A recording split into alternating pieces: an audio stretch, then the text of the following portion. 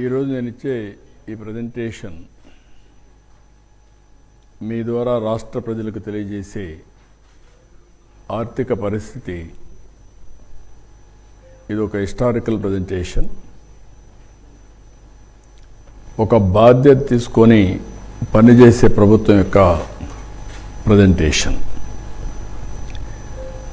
ఏదో కావాలని బ్లేమ్ చేయడం కాకుండా, రాష్ట్ర ఆర్థిక పరిస్థితే కాకుండా రాష్ట్ర సమగ్ర సమాచారాన్ని ఎప్పటికప్పుడు ప్రజలకు తెలియజేయడం అనేది చాలా ముఖ్యం.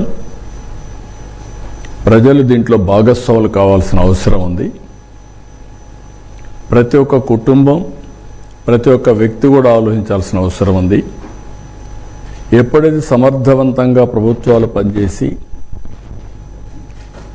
గవర్నెన్స్ బాగుంటే దాని ఫలితాలు ప్రజా జీవితంలో ప్రజలపైన పెద్ద ప్రభావితం చేస్తాయి. అదే కానీ నెగిటివ్ గవర్నెన్స్ ఉంటే నెగిటివ్గా ప్రభావితం చేస్తుంది. ఆ విషయాలు నేను మీకు ఎక్స్ప్లెయిన్ చేయదలుచుకున్నాను. 2024 ఒక మ్యాసివ్ విక్టరీ, ఎవరు ఊహించినటువంటి విజయం. దాని వెనకాన మీరు ఒక్కసారి చూస్తే జరిగిన విధ్వంసం, భయంకరమైనటువంటి పరిస్థితులు, ఎవ్వరు కూడా ఫ్రీగా మాట్లాడలేని పరిస్థితి, ఇంట్లో నుంచి బయట కూడా వచ్చే పరిస్థితులని చాలామంది అయితే సఫర్ అయ్యారు. భయం, ఒక ఫియర్ సైకోతో బతికారు. ఒక సైలెంట్ రెవల్యూషన్, ఒక విప్లవాలు, చాలా విప్లవాలు చూసాం. 1982లో ఫస్ట్ టైం ఎన్టీఆర్ పార్టీ పెట్టినప్పుడు అది ఒక విప్లవం. పార్టీయే లేదు, ప్రజా తిరుగుబాటు. అక్కడి నుంచి మేము గెలిచింది అప్పట్లోనే 202 సీట్లు, 200 గెలిచాం. 94 మళ్ళీ ప్రభుత్వం మీద వ్యతిరేకత, తీవ్రమైన వ్యతిరేకత, మామూలు వ్యతిరేకత కాదు. ఆ రోజు మేము గెలిచింది 26 సీట్లు కాంగ్రెస్ పార్టీకి వచ్చాయి. అపోజిషన్ రాగానే 26 సీట్లే వచ్చాయి. మొన్న వచ్చింది 57% ఓట్లు, 94% స్ట్రైక్ రేట్. ఆల్ ఎలక్షన్స్లో తెలుగుదేశమే ఒక ప్రభంజనం. కానీ మొన్న ఎన్డీఏ విక్టరీ అనేది ఊహించినటువంటి విప్లవం. అలాంటి విప్లవానికి కారణం కూడా మేము ఆ రోజు 7 వైట్ పేపర్స్ పబ్లిసైజ్ చేశాం.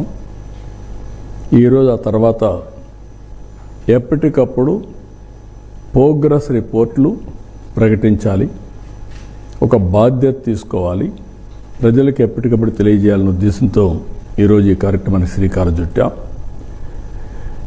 ఈరోజు నా ప్రజెంటేషన్ మొత్తం ఓవరాల్గా ఫైనాన్స్ మొత్తం మా వాళ్ళు ఒక 6-7 ప్రజెంటేషన్లు ఇప్పటికే ఇచ్చారు, ప్రజలకు చెప్పారు. ఎనర్జీ కానీ, అమరావతి కానీ, ఇరిగేషన్ కానీ అన్ని విషయాలు చెప్పారు.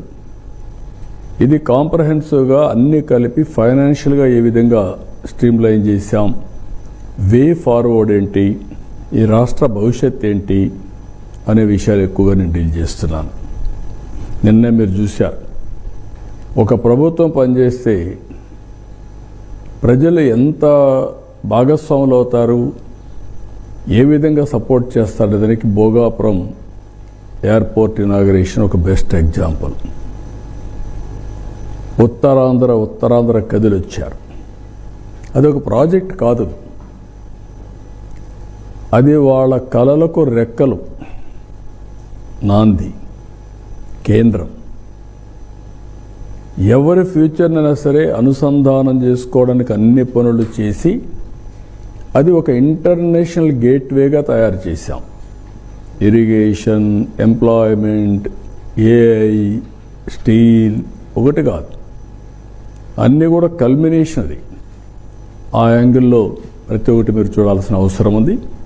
ప్రజలు కూడా ఆ యాంగిల్ని ఆలోచించాల్సిన అవసరం ఉంది. నెక్స్ట్, ఇక్కడ బ్రాడ్గా నేను చెప్పింది మీకు ఆంధ్రప్రదేశ్ జర్నీ సిన్స్ 2014. ఇక్కడికి వచ్చిన బైఫర్కేషన్ డెఫినెట్గా పెయిన్ఫుల్. బైఫర్కేషన్ చూస్తే కంబైన్డ్ ఏపీ పాపులేషన్లో అర్బన్ పాపులేషన్ 33.4%. బైఫర్కేషన్ అవగానే 31.5 ఆంధ్ర తగ్గిపోయింది. తెలంగాణ అర్బన్ పాపులేషన్ 41.5% పెరిగింది. అంటే అర్బనైజేషన్ ఎక్కువ ఉంది, రూరల్ తక్కువ ఉంది. ఇక్కడికి వచ్చినప్పుడు ఇక్కడ change in structure of the economy టోటల్గా చేంజ్ అయిపోయి ప్రిడామినెంట్గా అగ్రేరియన్ వ్యవసాయ ఆధారం అయిపోయింది. 58% పాపులేషన్, 48% రిసోర్స్ వచ్చాయి. This is the biggest challenge. Population 58%, revenue 46%. Loss of capital అగమ్యగోచరం, ఎక్కడ కూర్చోవాలో తెలియదు. బస్సులో నుంచి పరిపాలించాం, పడుకోవడానికి రూమ్ లేదు, ఉద్యోగస్తులు రావడానికి ఇది లేదు.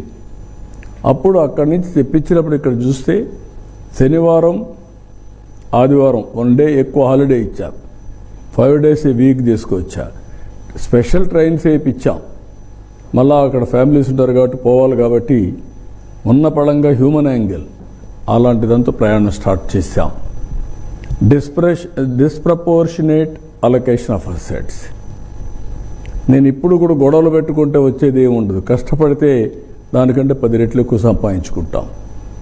2 రాష్ట్రాలు కూడా ఆ రోజు నేనే అభివృద్ధి చేశాను. సమైక్య ఆంధ్రప్రదేశ్లో తెలుగు జాతి కోసం చేశాం.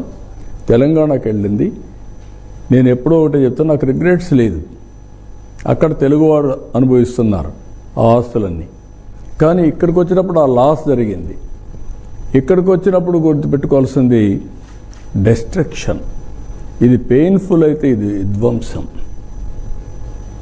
పెయిన్ఫుల్ భరించగలుగుతాం, విధ్వంసాన్ని సైకలాజికల్ ట్రామా కూడా అంత భయంకరంగా జరిగే పరిస్థితి వచ్చింది. డిక్లైన్ ఆఫ్ స్టేట్ ఎకానమీ, దీనివల్ల ఎరోజన్ ఆఫ్ ఇన్స్టిట్యూషన్స్, ఎక్కడ చూసినా miss governance, decline of మొరేల్. Officers కానీ పాలిటీషియన్స్ కానీ పబ్లిక్ కానీ భయపడిపోయి మొరేల్ లేకుండా ఏ పని చేయాలన్నా మేము చేయలేము అనే పరిస్థితికి వచ్చేసారు. Vandalism, deterioration of law and order. Road మీదకు రావాలంటే భయం, వస్తే తిరిగిపోయే పరిస్థితి లేదు. ఎన్ని జరగాలో అన్ని జరిగాయి. పేపర్ల మీద, మీడియా మీద, అందరి మీద దాడులు. బ్రాండ్ ఆంధ్రప్రదేశ్ డ్యామేజ్ అయింది. ఒక వ్యక్తి డ్యామేజ్ అయితే పర్వాలేదు, కానీ బ్రాండ్ ఏపీ ఎవరైనా ఎక్కడన్నా పోతే మీది ఏ రాష్ట్రం అంటే ఆంధ్రప్రదేశ్ అంటే చిన్న చూపు చూసేవాళ్ళు. That is dangerous humiliation. మీ రాజధాని ఏదంటే 3 రాజధానులు అంటే నవ్వేవాళ్ళు. That is the brand we enjoyed. Andhra Pradesh ఇంకా మేము రామని ఇండస్ట్రీస్ పారిపోయిన రోజులవి.